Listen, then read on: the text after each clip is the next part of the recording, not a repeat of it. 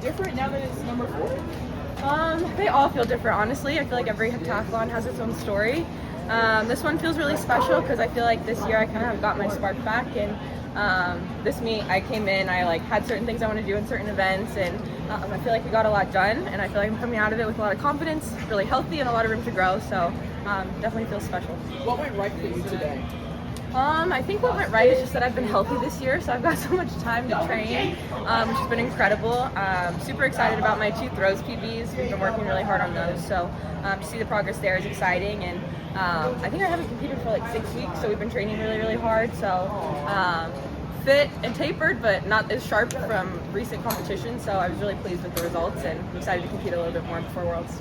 And it can be interesting for you guys in the combined events because you want to save something for Tokyo, but you know, you can't exactly like coast through like maybe in a conventional running event. I mean, how do you even approach this? I didn't think you'd score 6,900 points. Yeah, we definitely weren't trying to. I know my coach said we were going to be conservative a little bit, which is funny in the multi. Like, it's pretty hard to be conservative, but one way we in high jump had a deal where she only wanted me to jump 190, and the goal was to do it in 5 bars. I usually start way lower than I did here, so we tried to like save my legs from a few jumps. I think I ended up taking 8 jumps. Usually I take like 12 to 14, so that was nice. I looked like I could have made the 93 easy. That's why she let me take those attempts, and then I missed it. But and then today, like 800, I usually obviously take it out, but I was just like, okay, I'm gonna try to do the bare minimum, but still win the event because I don't know, it just doesn't feel right to lose a Hep 800. So I tried to conserve a little bit there where I could.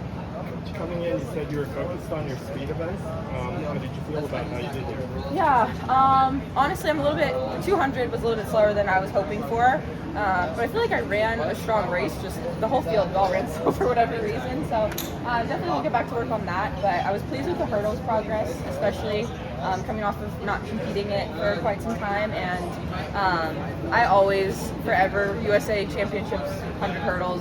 Ever since my fall a few years ago, like I'm just like get over all the hurdles. So I feel like I ran really well the 6, and then I was kind of like, let me just make sure I make it over. So I was pretty happy actually with the season's best, considering I feel like I ran a little bit safe.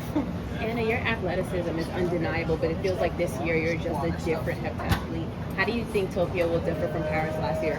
Yeah, I think it'll differ because I have something to prove this time around. I mean, I think you can want something and like I wanted to win in Paris, but like this time I have something to prove and I've got a big chip on my shoulder.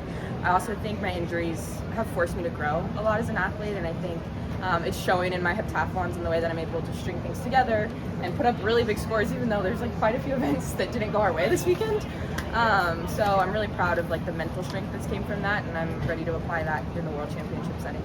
And I described that moment that you had with Jackie right when you were done. Oh, it was amazing. Jackie, she was out here the whole 2 days cheering in the stands, so it's just been incredible to have her there, and she was just like, you're ready, like you've got this, you look so good, so that was amazing. And she even was like, she's like, I'm gonna come down to Gainesville, like we're gonna talk through this, so it's really special just to have her there in my corner. My coaches use her as a resource. Honestly, it's like a pinch me moment, even though she's been with us for like the last few years. Still, anytime she gives me a piece of advice, I'm like, okay, like this is really coming from somebody who's been there and done it before, so I really just try to soak it all in. And what are some of her advice